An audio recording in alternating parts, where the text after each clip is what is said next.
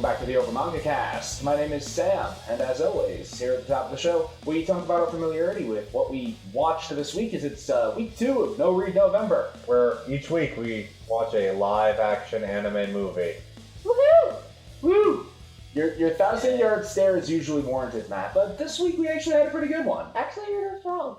I was doing the bit we do, but I guess.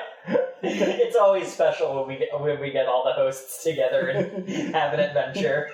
So, Parasyte, the 2014 movie, not the Korean TV show or the 2019 movie that's actually spelled correctly, or the anime, or the manga. Yes, the Korean 2019 movie has absolutely nothing to do with this. Yeah. It couldn't be further from. But I have heard good things. But that is not that. Yes, Parasyte 2019 is critically acclaimed as, just a genuinely very good movie. I should Turns out- watch that one. Yeah, we should. Turns out this one was pretty good too, though. Yeah. We opened with the narration, the same narration as in the manga. Hopefully not make too many... It actually won't be that hard to make too many comparisons, because one thing, broad strokes, that this movie does well is it diverges from the manga where it makes sense for a movie to. But it does start the same way with, humanity is humanity the disease with the virophage alien pods that bring the parasites. Mm-hmm. We have the aliens, the parasites start taking over people. The one guy who famously noms the lady's head, he gets taken over. And then we have our boy Shinichi, wearing his earphones as he sleeps. Because he's a degenerate teenager who, stayed up late studying. Maybe. Stayed up late. His mom came in to check on him, so he just fell asleep while studying. Yeah. With his headphones in. Doesn't let the parasite in, tries to go for the nose, he wakes up, throws it away, goes in the hand, blah, blah, blah, you know how it is. And it's all the pretty standard. Here's where we start getting our first changes, though, as Shinichi wakes up the following morning and goes to get breakfast. Mom leaves breakfast out and bustles out of the house because she's a single mother. The dad is already passed in the movie. Yeah, he did. This is honestly a pretty smart change because the movie is quite tight and it has just the right number of characters. Had they included the dad, especially with the way that the dad is important, darn it, I guess I am making a lot of comparisons to the manga. Yeah. But had they included the dad, especially if they did the dad in the same way, it would have just bloated the movie. Mm-hmm. Which, just to let everyone know, this movie clocks in at a lovely 1 hour 49 minutes, which is great length for a movie. Oh, yeah. It is blissful for all of the utterly hideously bloated 2+ hour nightmares that we normally have to deal with. It's actually movie-shaped. God.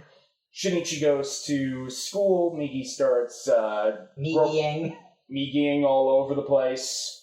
Migi's CGI is cartoonishly dumb and it's fun. Yeah. It doesn't, you could never do a photorealistic parasite, so what they do is they stay in their lane, and they do something that looks good in the context of this movie. All of the CG looks cohesive together, and really that's all you could ask for, especially for something like this.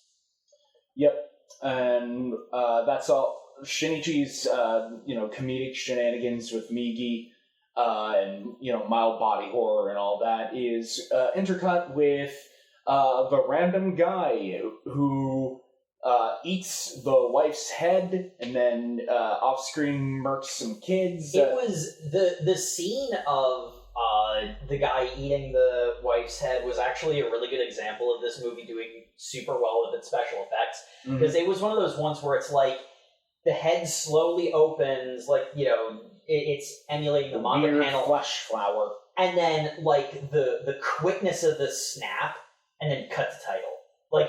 It was genuinely shocking. I knew it was coming, but it still had at least an effect on me. Also, it's a perfect scene.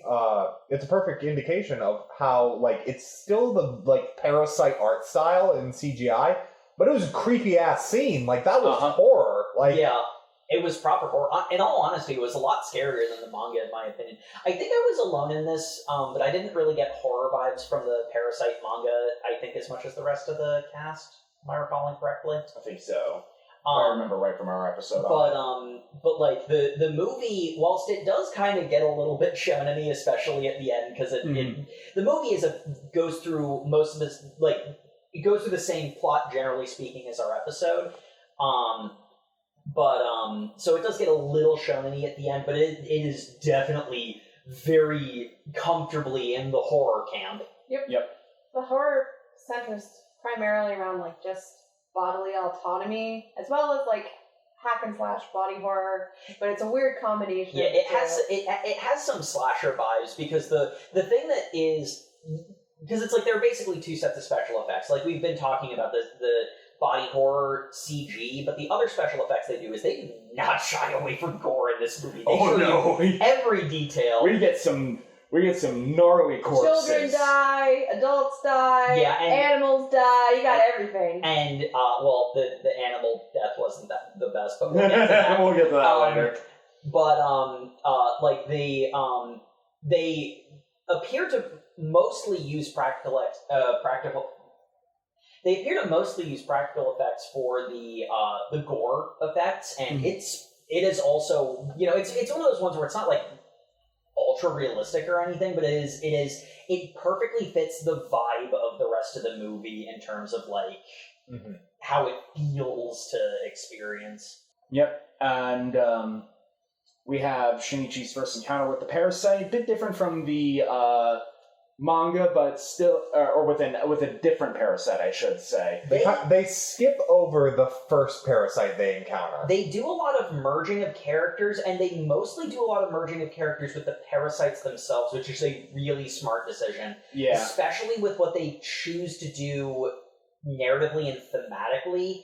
It means that you have distinct villains instead of a monster of the week feel that the manga had, because the manga has more time to develop characters and get you endeared to certain people and whatnot. I will say, I do feel it kind of loses a little bit by not introducing the dog Parasyte first, because that's where Migi gets the information. Hey, don't trust any member of our species, because they're going to see you as a failure, and they're going to lie to you, then kill you. Which is why Migi goes, oh, Shinichi, you and me are in this together. Movie Migi never really seems to have any reason to form a friendship, and in fact has a line that's basically, you're right, I should have just given up on you. Whatever, and then they're friends, because that's what the plot is, but... Yeah. I thought it was fine in the actual context of the scene, because it feels like Migi's making a judgment call, which is very in character for him. And the line about, I probably should have gone with him, is him basically saying, I made a judgment call, which works. Because the scene is Migi senses the presence of another Parasyte. They go into a Chinese restaurant, which has become a house of horrors, as the chef has been taken over by a Parasyte and is eating a customer.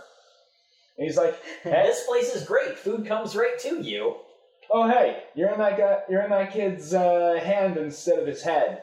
That's weird. Let me chop off my arm. Come on to my arm. I promise. It'll be an equal partnership. Come on. No. Yeah, there's the Migi might not survive the transfer, and also the guy is pretty obviously untrustworthy generally. Well, he has control of the brain. Exactly. Whereas you just get an arm. Well, it would be interesting to see multiple Parasytes in the same body. I'll read more of the manga. Maybe that happens at some point. But it doesn't happen in this movie, so that's the important part. And this is also, I don't remember how much the investigation into the mincemeat murders came up in the manga, but it felt like the movie focused a little bit more on that as a B-plot. Because it's his favorite food. Yeah, he loves his mincemeat balls. To my recollection, the manga didn't actually do it at all, but I could be wrong about that. I feel like a lot of the police work is they already had the sets, and they needed the set for, like, the police headquarters for the last scene in the movie. So why not have the police investigate the crime, because that costs very little to do additionally, Yeah. and then just film more in that giant set they have to build anyway. Yeah. For, Yeah, like, but it's- exposition. Like, And, like, it not only does that make logical sense that there would be investigations into this, I don't know if they're folding in plot lines from later in the manga, but, like, one thing that I kind of like is that to some degree, you do get the sense that the police are at least moderately competent because the regular cops are actually starting, like, they don't ever quite put it all together, but they're starting to hone in on, like, who the important players are. Mm-hmm. Because this is where we first meet the cops. I don't quite remember their names because I'm pretty sure we only get them towards the end of the movie. But it's old cop and young cop. It's a common cop duo. Yeah, and they're investigating the scene at the Chinese restaurant. I like the younger cop is like, so what happened here? And the older cop is like, well, it looks like the end of the world. I mean, kind of. There you go. Beheaded corpses with human body parts in the stomach. It's pretty f***ed up, man. After that, we get the introduction of Ryoko, the parasite that took over the head of a teacher, now a member of the school, and the nothing ever bad happens in the aquarium, guys. I will say, it's funny because I'd actually forgotten about this because so many good vibes with this movie I forgot. So, they're doing the scene that was in a diner in the manga. They do it in an aquarium in public after Ryoko mentions that we shouldn't have this conversation here because people can overhear. That was stupid. I don't know why that choice And then was made. proceeds to, like, monologue somewhat, like, at normal volume throughout the aquarium. because the movie desperately is, like, trying to push that the parasites are an ecological message, which we're pretty sure was what the manga was going for as well. Well, I mean, both of them start with someone opining about the destruction humanity is rotting on the planet. So. Yeah. The manga just meanders for a bit without ever actually going into that. Yeah. The movie constantly has bits to remind you. I guess, kind of, not really, maybe. So have it at that one, like, rainforest diner that they have. The Rainforest Cafe? Yeah. Just have the scene happen there. Perfect. That makes perfect sense. What? I love that place. Yeah. But it's there where he's introduced to Ryoko and her little band of weirdo parasites, including Mr. A, the racist who took over the cop. Appropriate. And the other guy, what was the other guy's name? He was the tall one who learned how to smile, and everyone failed to benefit from this. Boy, howdy did he learn how to smile. Dude is very uncanny. This is part of the reason why, smiling really is part of socialization. It's not just an action. Shimada, that was his name. Shimada, that's right. Shimada, who I think wasn't in the manga at our reading point, but No, she had like a... she had several. I think what they... I feel like he even fought him. I can't remember, though. I think what he is he's a combination of other parasites, because again, they combine a lot of the parasites together. As characters, And yeah. character-wise. And they might be pulling from later characters for something we'll get into at one of the two climaxes of the movie. This is a movie that actually is good about having two climaxes, because they actually balance out the narrative a little bit better. This movie has a very good refractory period, is where we're going. Yes. Yes. Parasite sex comes up a lot. Honestly, probably too much, but we're here for it. The amount of times where Miki goes, hey, Shinichi, Murano's totally into you. You need to her. Oh my god, the fact that they have the scene where he's just like, no, every time you think about her, your penis gets so hard. Explain to me how it works. No! Then I'll just go down there and solve it for myself! And while he's in the bath, and he's just like, get off! Get off! Water is splashing over Mickey, his let go of side. my dick! Mickey! Ah! And then they literally, like, cut to the next day, and he's like, we're never talking about that again. I was trying to solve your problem, dude. I am your right hand, after all. Yeah. Yeah, so in case you want the experience of watching this movie with us, it's a bunch of masturbation jokes.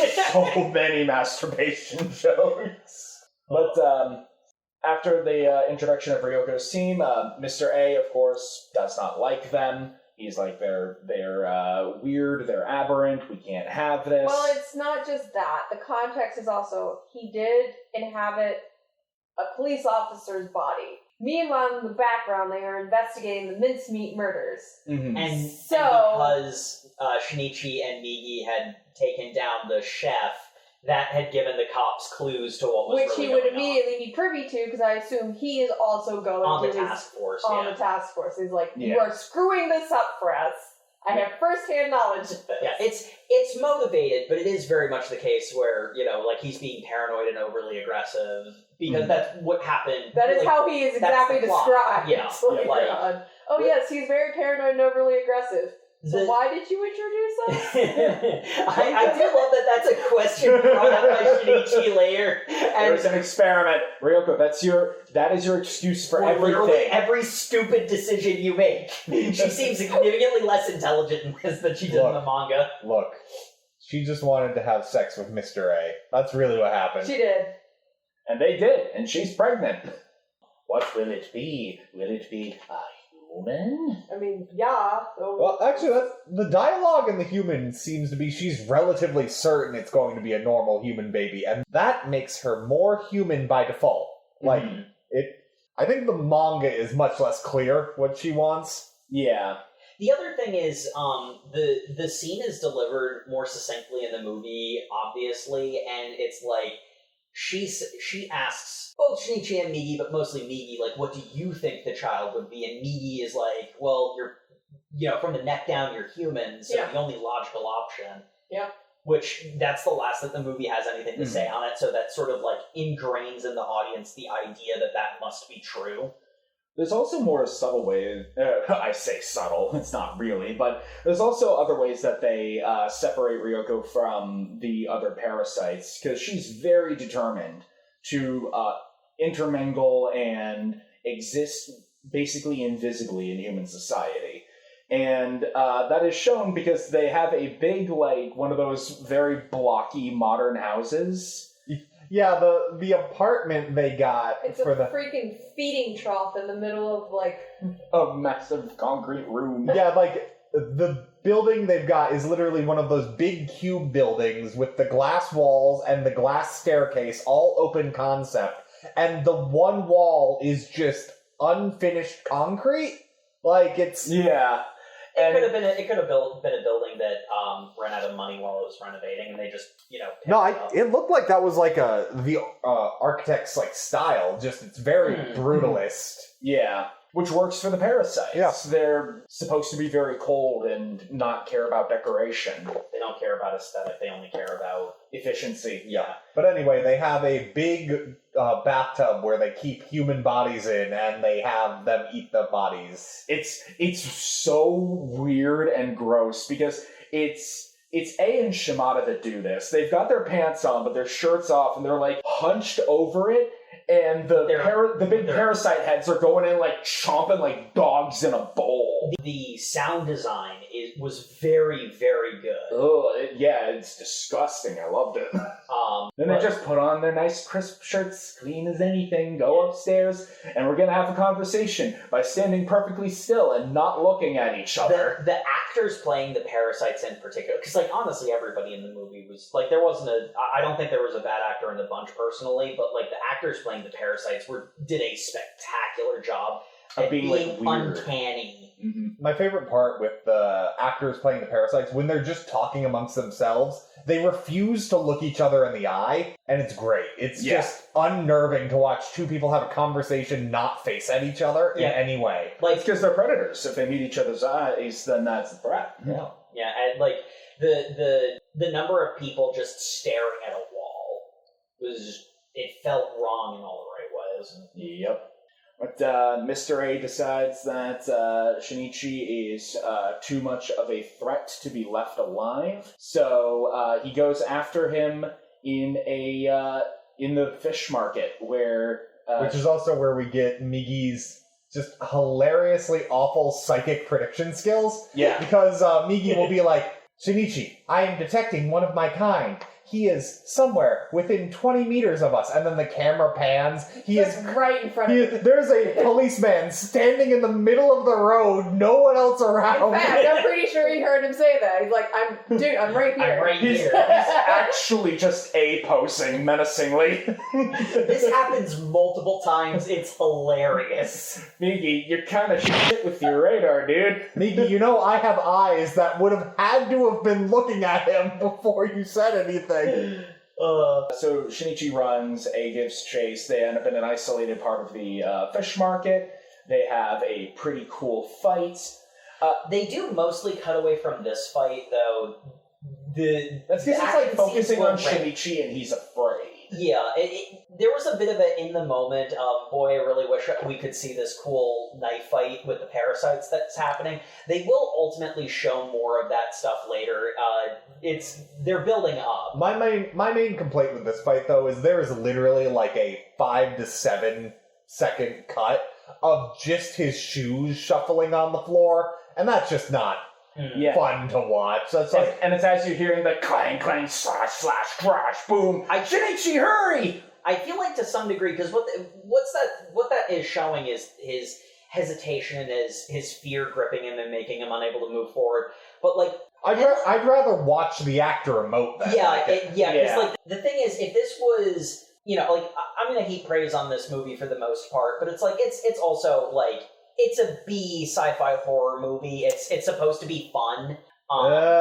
There was a lot of big ticket names in the credits. I don't know if I'd call this a B movie. It has the vibe of one, though, at the very least. Okay. It has a lot of money behind it, is clear. So it might not literally be a B movie, but it feels like a B movie, and it's like that sort of slasher horror vibe. And that it has the vibes of a slasher. So it's like that's sort of like not just showing the emotion on the face, but also like showing the physical hesitation of like the like my legs won't move kind of thing is a bit more of a hard drama kind of thing to pull as opposed to because. As opposed to reveling in the gory fun. Yeah, like this is supposed to be fun, and that's kind of why it feels like it's more time wasty.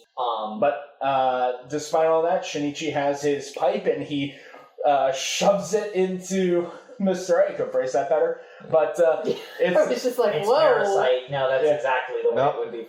Taps him like a maple tree, and he starts shouting blood. Have we successfully laid pipe? I'm just saying, you walked into that one. I think we can make it. I'm gonna go be sick now.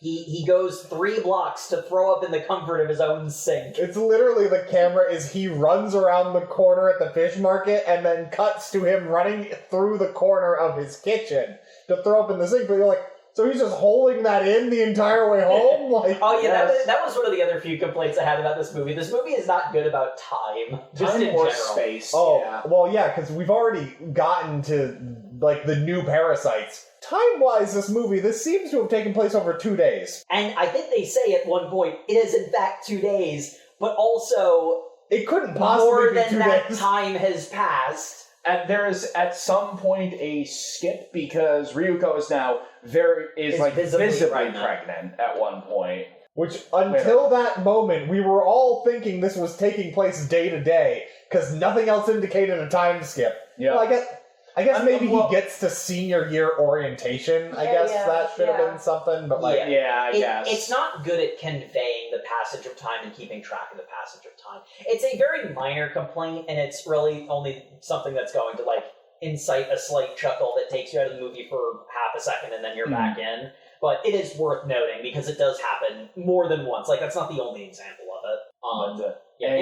Incidentally, I think it was Parasyte A that gets the maple tap, but that happens in the school in the manga. So he attacks the school. They rearrange the location and the timeline of things happening so that we can have it be specific. Because the next thing we see is Shinichi's mom stumbling across the scene because it's in the fish market by his house. So that it can be A, who has taken his mom's body, so we have we've already established a dislike. He's already an antagonist. He's already a villain in the audience's mind. We're not introducing a new character doing this.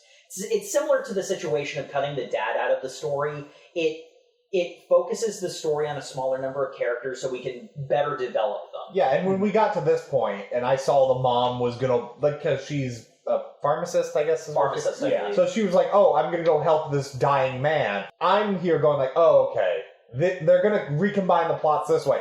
Yeah, the dad was unnecessary. Obviously, that's why you say the dad's dead. Like that was a smart call. I do also like there was a pretty funny moment of the cop has a pipe through him. Yeah. Maple tap bleeding all over the place. He's in okay? a pool of his own blood. Are you okay? Sir, are you okay? Just had a little bit too much to He's drink, ma'am. Fine. He also- fine. he also at one point pushes the pipe back out To his stop it. back because It's to he's like- stop the tap. Yeah. It's like- so unrealistic. Like he's like talking to himself and being like, "This is really inconvenient." This is unfortunate. this body is dying. I don't like this. I need a new body. Oh, hey. New Hello, body. woman. Slice. But, it has to one of the more effective horror scenes, as it gets back to the house. Migi senses the approach of another enemy, wakes Shinichi up. Shinichi grabs a knife, and I really like how they cut between, like, Shinichi, like, cowering with the knife and just holding on the door. Mm-hmm. As it unlocks. Wait, what does it have? A key. Opens, and there's Mom, just standing there.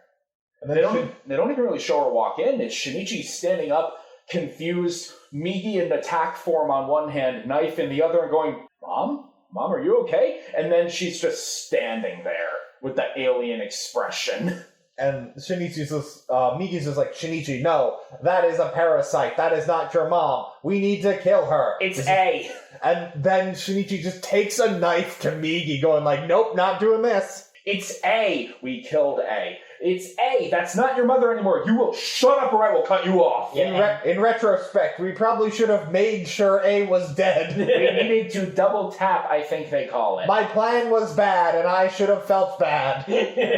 The really good example of we watched the dub as we usually do, and the voice actor and the original Japanese actor did a really good job in the scene of like the dawning realization of, Shinichi knows that's not his mom. Shinichi knows that that's a parasite, and him He's like in severe denial. him saying like, "Mom, I'm sorry. I should have told you about this. I don't appreciate you." Like it's honestly heart wrenching. Mm-hmm. But Shinichi gets stabbed through the heart. Yeah, and then we find out that not only is, his mom gone, you see her head. Her severed head Her severed in the head is grocery, in the grocery bag. That was really effective. Which, like, holy Mm-hmm. And it was kind of at this point where, like whenever you get one of these adaptations, you wonder like how much of the story are they going to tell? And I was really impressed because like This was like the hour mark. yeah, and Yeah, we were all like, oh, this is this probably is gotta the end be of the the end, right? We checked the time. Oh no, there's still like 50 minutes Almost of movie. half of the movie left. Oh, so anyway, Shinichi falls to the ground dead.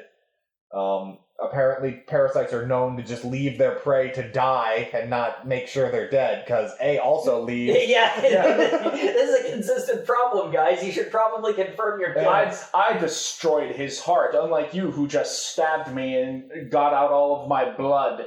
I will now leave you to wither, Migi. And then Migi does his thing where he goes up the arm, becomes his heart for a little bit. No, it wasn't through the back, I thought.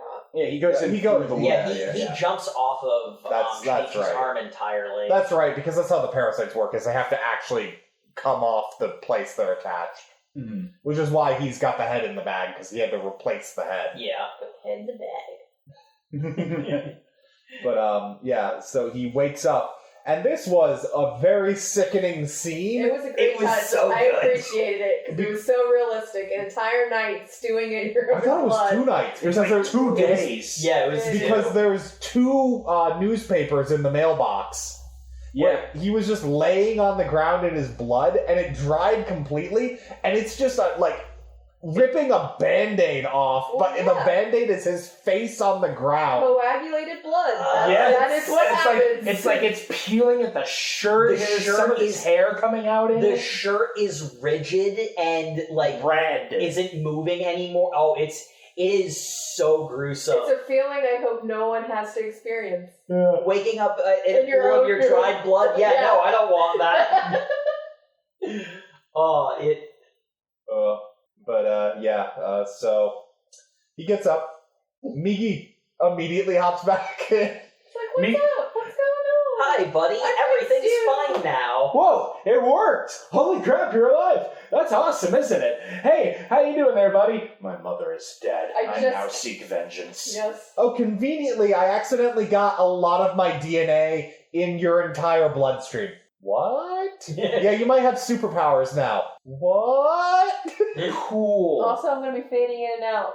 Oh no. I also now have narcolepsy. I randomly just completely pass out for 4 hours. What? Good night. They do kind of speed run this explanation. Yeah. I'm going to sleep now. Whoa. Which I mean, like, the fun bit is even like because like that speed run. I think it was pretty quick in the manga too. Yeah. Like it's still like very like rapid fire exposition-y information, but it's also distinctly in character for Migi to pull this crap. So like it works. Mm-hmm. And Shinichi's now on his vengeance quest to try to find A. He goes to Ryoko. She's like, I'm not going to tell you that because why would I help you on your vengeance quest? That is going to kill at least one parasite, and that doesn't benefit me. So no. Well, if There's you don't also tell a me, great I'll scene- kill you. Is this also when Satomi comes over? Yeah. Or tries to, yeah. Well, oh, so this isn't the grocery scene. No, this no, is right this is- before the grocery This is scene. before the grocery scene because the cool scene that happens here is God, I can't remember the tall guy's name. Shimada. Shimada. Shimada comes to the school to like basically play lookout for Ryoko. Mhm. And there's a really fun scene of Shinichi and Shimada trying to out alpha each other. Yep, it's like, hey there, new friend, let's shake hands. Oh, you don't favor the right hand, do ya? How about the left, buddy? And then they start.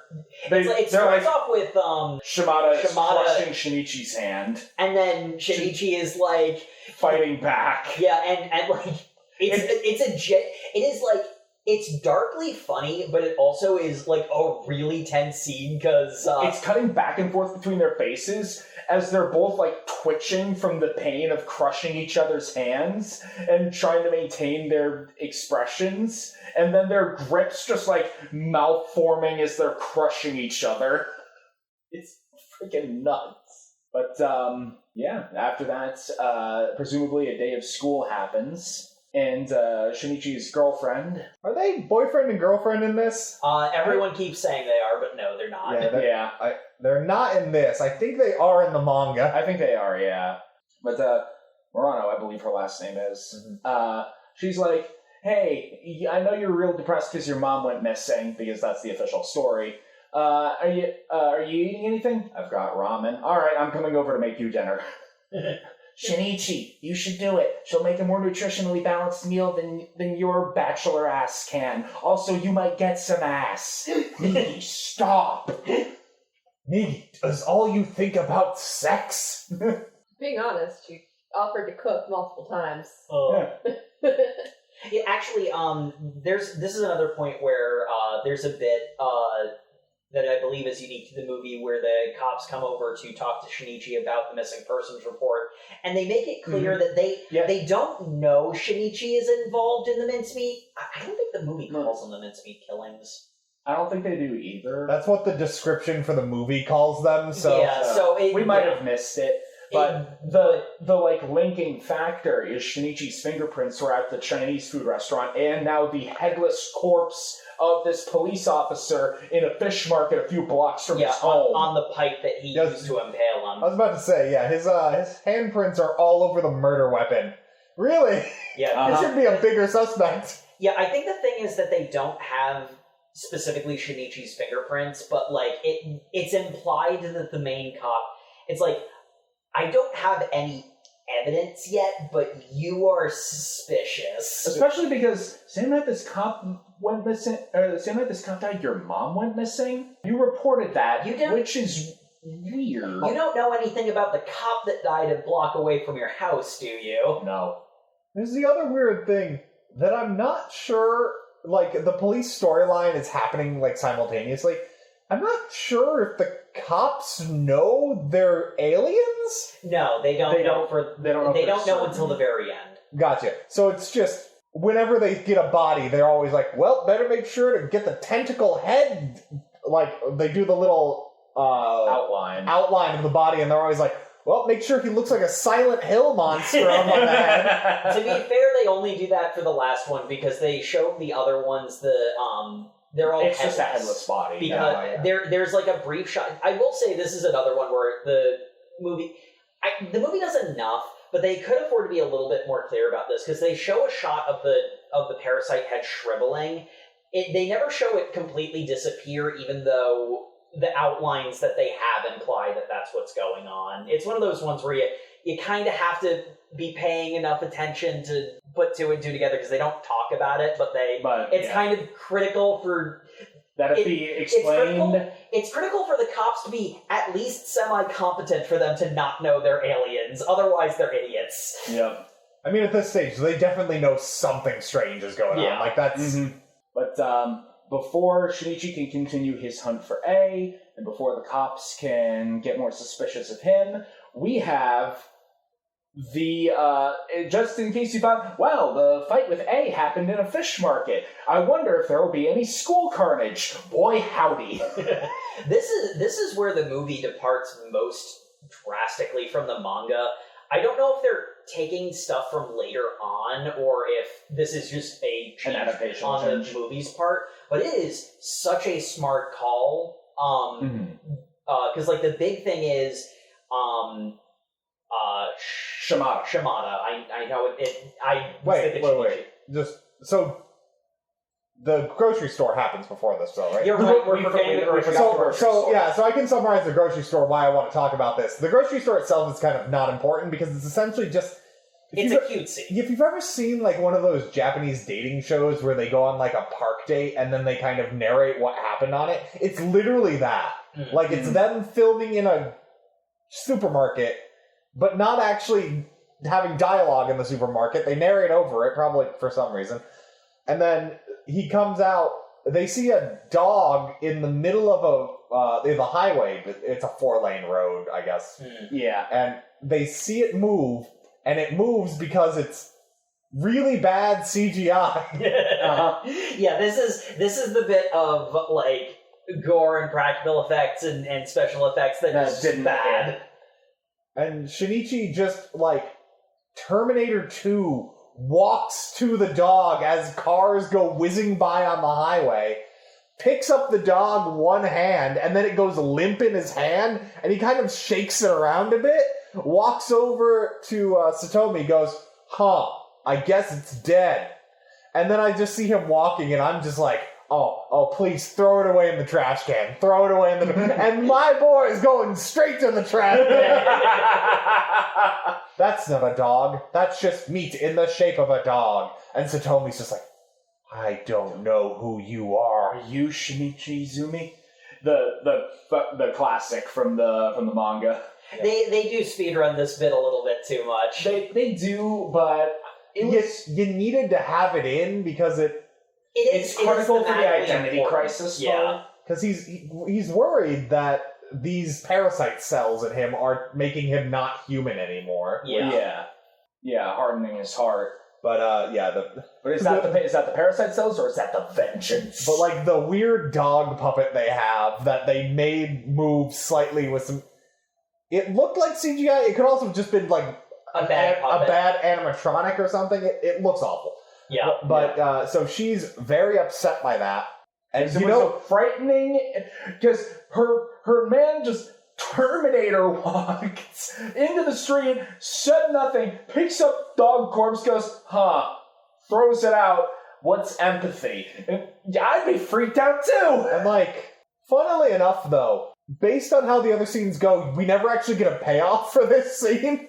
Yeah, we don't, now that I think Because about the identity crisis starts here, but there is, for the most part, the nice thing about this movie is it almost could work as a standalone. It's a part 1, part 2 thing, because that was the gimmick at the time.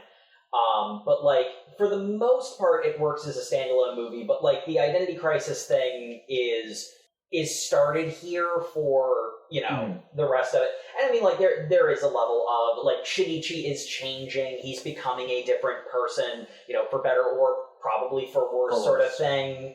You know, so it's fast, and that's its big problem, because otherwise the movie is really well paced. But no, as we were saying earlier, we get to the school where we're getting the, like, main action set piece for this. Yeah. One thing that we've kind of neglected to mention is that Shinichi's part of the art class, and he's like the one dude in the art class. He's been trying to paint a picture of his mother to, like, express his appreciation for her. But that was a cute reveal. It was. It starts off like it's like, oh, is he painting his girlfriend? It doesn't quite look like her. And then Migi is the one who mind reads the truth. Yep. But we see Shimada, who is posing as a male model. And there's a really great subtle visual thing that Jake noticed. I didn't straight away, but all of the, like, drawings of him are, like, subtly off in the face. Like, his face is malformed in one of them. He's overly gaunt with black eyes in one. The head is kind of shaded out in another. It's slightly off. Like, their subconscious can tell there's something wrong with him. He looked nevermore. Soulless, skeletal, gaunt, black eyes. Yeah. Because I don't remember where this happens exactly. This is more important thematically than its actual timeline placement. But they have the scene of Ryuko, the real Ryuko's parents, seeing her and the mom immediately catching that that's not my daughter. Because one of the main things is, like, part of the reason why empathy matters is because it clues you into when someone's behaving unusually, and that's how humans keep catching these parasites in their otherwise perfect lies. Yeah. Oh, because that's... Yeah, we kind of skimmed over this. Ryoko got fired because she's a pregnant single woman. Because the person who could pretend to be her husband is not around. It's currently masquerading as a middle-aged woman. Which kind of makes it a little bit hard to explain that that's the father of my child. I could guarantee Japan would not be cool with a middle-aged woman being the father of her child. No. They'd be like, could you just be a single mother? That'd be so much easier for us to understand. I don't want an explanation for what's happening here. But, so Shimada is serving as the model, and one of the girls is like, all right, how about we get you in a different pose? You know, we've never had such a cooperative male model before. Let me just test how stoic you are. And she plucks out one of his hairs, because that's, like, the thing that she does. I don't know. There's really no reason for this to happen. Like, it's... I think there's a scene... They set it up with the cops plucking a hair out like it's a thing people do. I guess. Like, She there's some also sort does of... it at another point as There's well. some sort of rumor going around that the mincemeat murderers got weird hair, and I think... I don't recall it's not very well explained. There's multiple characters who pluck a hair out throughout, and then this is just another instance of it, I guess. Yeah, except because this hair was part of a parasite, once it's taken off the body, it wriggles around and withers and fries a little bit. Yeah. And all the girls are like, what the fuck was that? Which, if you're a normal person, you could easily go, just don't think about it and leave. He decides, I'm going to murder 8 people in broad daylight. Yeah. He's like, this is going so well. He really made this complicated. How many are in this room? 1, 2, 3, 4, 5, 6, 7. All right, just stay still and I'll make this quick. As he turns into the flesh blade monster again. Yeah. There is a wild scene. It starts off like it's going to be like a chase. The big heroic moment. Like, it starts off like it's going to be a normal movie. Where, because, like, the heroine, grabs an impromptu weapon and is able to she grabs impair the monster. She grabs the acetone. The Chekhov's gun, which is the acetone used earlier for, like, the oil. Shinichi had done a big, moment of... Yeah, and she throws that and it blinds the parasite. which isn't enough to stop them because it's still flinging around its bladed arms. It's actually a really cool sequence because she throws it at him and he instantly slices it because he's way too fast to get hit by something, but then the fluid comes out and hits him. It's a cool moment. But so her friend, who was the one who plucked the hair and we've kind of been introduced throughout, like hops up to her and like is holding her just because they're scared. And then a blade comes and cuts her back and we're like, ooh, that's a bad like cut on the back. And then we just see her legs separate from the torso. And we're like, oh my god! Her shocked expression as Ron's trying to like hold her up in the hug and the blood's pouring out. Like, it is uncompromising and gruesome, and it is a bold choice, and for this movie, I would argue it is absolutely the right choice. That was an amazing moment. Yeah. And it cuts to Shinichi, who's been kind of trying to grill Ryuko again, as Miki's like, oh, Shimano just killed somebody. What do you mean he just killed somebody? Oh crap, we're in the school. We need to go stop him. And really cool sequence. I love there is a bit of Shinichi goes off. I'm skipping around a little bit just because this is something that comes up briefly. There is a scene that cuts back to Ryuko in the science lab doing some science, and it's like, what are you doing? She's going to blow up the school. She's making a bomb. Yeah, she's going to Molotov cocktail the school, so there's no evidence. But it was kind of funny cutting back to Ryuko randomly sciencing in the science lab. Pouring fluids in beakers. But yeah, really, really well done, really well choreographed scene. Shinichi runs up the stairs, turns a corner, slips on the blood, and then it just shows a full shot of the gore. And man, that's a great gore effect. Charnel House, all the girls dead, bisected, cut apart. It wasn't just the girls from the art class too. It was a bunch of everybody on that floor. The problem is I think we get a body count later, so it must have only been the girls in there. Because we get 13 people dead, and we see 5 cops and the 8 girls in there, so... Oh yeah, so it's all the girls. I know what you're thinking. Why would they be in the hallway? That doesn't make any sense. There is not a good reason for how Satomi got from the back of the art room to where she is in the next scene. Presumably they tried running and he just mowed them down. It would have been good to see that, because it's very confusing. The thing is, because like the movie has already shown that it is willing to murder children and show it on screen. I think the idea, and honestly, this worked for me. I didn't mind this so much. Like I get what Matt's saying. Like it is. Sam and I both were like, because we were both like, oh, Satomi's dead. Because I think that's kind of the idea of it's like, did they actually just straight up kill her?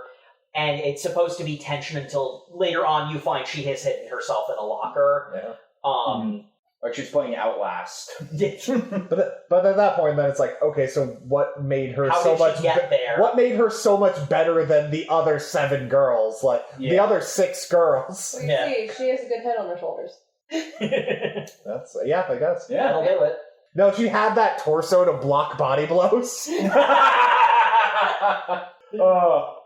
Shinichi has a understandable freak out. Migi does some quick counseling to get him back get his head back in the zone. We have more of Satomi running away, and then she gets hamstrung in a brutal shot. Yeah, he cuts the back of her leg so she can't move. Oh, it is incredibly gnarly. And we do, at this point, get the big damn hero moment of Shinichi coming in at the last minute, and this is where we get more of the open, like, Migi versus another Parasyte fight. Yeah. This is a really good fight. I do want to mention, the scene where they sent 5 cops in to just increase the body count is very funny. Yeah. That happens immediately after this, because there's the cool fight scene with Migi versus... Oh, right, because the bomb goes off. Yeah, and Ryuko comes in, throws the Molotov cocktail. Shinichi has another cool super... It was funny, because at the very beginning of the movie, we were all like, boy, this is really Spider-Man. And he never stops being kind of Spider-Man-y. To his great benefit. He picks Murano up and leaps from like the 3rd floor because now he's got the Parasyte legs or whatever. Yeah, and he does a superhero landing and it's cool and the building explodes. It's one of those ones where it's like you could have just had that be the character dying right there, but he's still alive, and I'm gonna blame Panic on what happens with the cops. Yes, because this guy is so frickin' tanky. He's got a face full of acid. He's been blown up, and then he's still able to stagger out of the smoke into this line of cops, stab one through the heart to kill him, get shot by the other remaining 4, and then they shoot like one volley, and then he's still walking, so they're like, well, shit. And then it cuts. I guess I'll die. Yeah, they don't run. They don't use the walkie-talkies. They don't keep shooting. They just decide they're going to stand there and die, I guess. We'll blame Panic on that. But yeah, eventually, Mickey's like, he's going for the roof. and we get a really freaking dope scene. Which is not the scene I was expecting, because he's like, you need to go to the roof. And I'm like, oh, they're going to have a cool rooftop fight. And then he climbs up to a completely separate roof, and we're like, how did you know he was coming to this roof?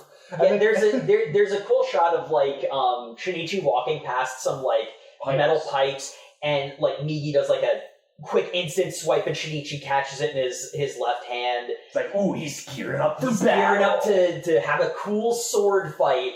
This is the wrong roof. We see the smoke rising from the actual school, and then Shinichi raises his right arm. As Migi turns into a bow. A flesh bow. It is so stupid and so cool. He shoots the rebar as an arrow. I don't think that was in the manga, right? No. it might be in the manga later, we don't know. We don't know. But he shoots the rebar like an arrow and drills center mass Shimada right through the torso. And then also shatters part of the wall behind him. Like, It is so cool. And the poor cops Coming in, having to see this because that head didn't shrivel as much as the other ones based off of the tape. Yeah, because we cut to the crime scene later that night. Because it's got the chalk outline body with the Lovecraft monster head, and then the broken piece of the wall. The rebar's been removed, but there's old cop looking at that, looking at the corpse, and then looking over at the only other roof at this level. And he repeats that a few times, and you can see the look on his face of, I have no idea what's going on right now. I perfectly understand what this implies. But I can't believe that's true because that's insane. And it's like, this is sort of the fun bit because, I mean, this is a part 1, part 2 type of movie. They could have ended it there.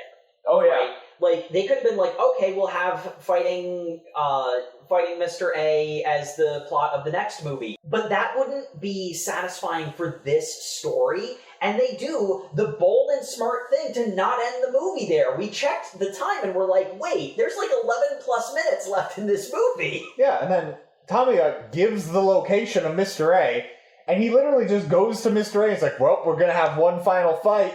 And then Migi's just like, oh no, we need to run. Oh, why? Is Mr. A really tough? No, I'm about to pass out. Having a narcolepsy episode. It's like, well, I'm gonna turn into a sword.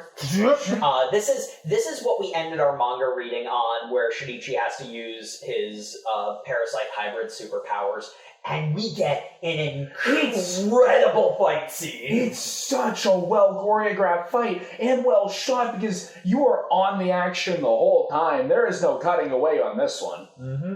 It's just amazing. It's a good fight, and then it's got such a great ending because Mr. A goes back to full mom mode, uses her voice to go, Shinichi, please, why are you trying to hurt me? I'm your mother. And he falters for just long enough for him to do a strike to hit him straight through the head. But then he notices it just misses, and it's because her hand came up and stopped. And it's the same hand that she has the burn on from when she protected him when he was 4 years old. And that was so cool that it didn't stop me from going, that's not her brain! It's the metaphor. It was her spirit. And that lets Shinichi get in the finishing blow. And then because we need to have the dramatic lighting of evening. Yeah. Shinichi stands there looking at the body for all 4 of the hours that Miki is out cold. Yeah. And I just realized we did the one thing that I wish that this movie did. We didn't mention the politics stuff at all at any point in this. There's a C plot of One of the parasites is running for mayor. Yeah. And his political campaign promise seems to be literally, we will feed the undesirables to the parasites. But we had this big emotional moment of Shinichi looking down at the corpse of his mother and Mr. A's severed head, and he's like, Miki, my mother is dead, but I can't cry. Am I becoming more like you monsters? And Miki's like, I don't know. And then it cuts to the political campaign going, yippee! We won! We got elected. And the one thing that, because was immediate consensus is like right at the end of the scene with Shinichi taking down A. It's like, man, that would be the perfect place to end the movie. That would be it's such a bold statement. It's so cool and well done. But we do have to set up part 2. Yeah, and they do that pretty good with the politician, like setting up that's clearly the plot line. They've got also a little teaser where he goes to visit Satomi in the hospital and has a little like monologue to end the movie of like, I'm going to slaughter, friend or foe, I'm going to slaughter every single parasite. And I'm like, that's fair, they are all murderers. Like, and Miki's got a look on his face of like, wait, I'm your friend. And he's being photographed by a cop the whole time. Or by somebody. Oh yeah, this also happens. The cops have a Men in Black organization come and say, you need to sign this non-disclosure agreement. We're gonna tell you aliens exist. Holy shit. And the other final setup bit is Ryuko in the brutalist house, repeating the monologue from the beginning. That's sort of interesting because we were all confused in the manga who was the one narrating that. Like, it feels like a character. It doesn't feel like it's God saying this or anything. It does actually make sense if it was her doing that narration. That fits her character. Well, because her entire thing is trying to find symbiosis, so... Yeah. Trying to find symbiosis and meaning, and that's sort of the main thesis statement of that little monologue. And like many a 20-year-old runaway, she tries to find meaning in her own life by having a child. And it ends on who I presume will be the BBEG. The voice in every animal listens to the voice in its head to eat things, and my voice is saying, devour all the humans. and as he eats a bit of steak and then spits out an earring. And we're all like, that's really dumb. Why is there an earring in the steak? Yeah, that was a missed opportunity. I guess maybe it was body jewelry. It would have... No, it was a steak. Like, it was a chunk of meat. I don't... Yeah. It doesn't... It's because you need to know it's human. Like, It's establishing that it is human steak. And Ryuko puts her hand on her pregnant belly like, oh shit. Oh no. I'm on the wrong team. Devour all the humans. You mean like this unborn child that I am caring for? Oh, what the fuck? And there is a post-credit scene, but it's really just a trailer for part 2, which I kind of regret watching because it's a bunch of spoilers. It's just spoilers. Like, yeah, it is.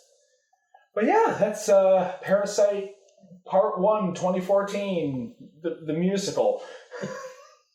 Yeah, sure, why not? Yeah, I had a great time. That was one of the best movies that we've watched on this. Right, maybe not the best, but one of them. It's no Netflix Death Note. No, it's no Netflix Death Note, but it's pretty close. I actually prefer this over Netflix Death Note for a reason. I've already been very explicit of why I was disappointed in Netflix Death Note. But this was a really good movie and a really good adaptation. I would watch this in theaters. Same. Surround sound. Absolutely. This movie is actually a lot of the synthesis of a lot of the criticisms that we've had of other movies of it stayed true to the original story, but it made the necessary adaptational changes. It changed locations, it changed plot points, it changed and especially merged characters, but it did that in service of making the movie fit in the shape of a movie and be a single satisfying character story and journey. Mm-hmm. Yeah, because Shinichi has a character arc. Migi has a character arc.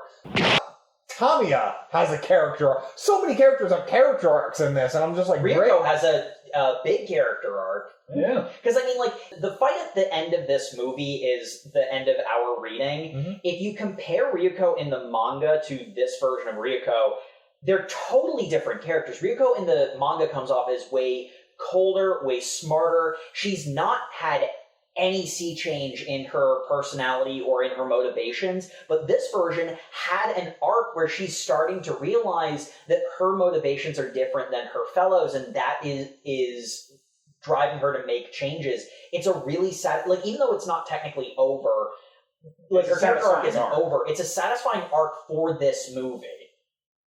So yeah. I suppose that leaves the question, would you watch the sequel? Yeah, probably. Yeah. Hell yeah, I'd love to watch the sequel.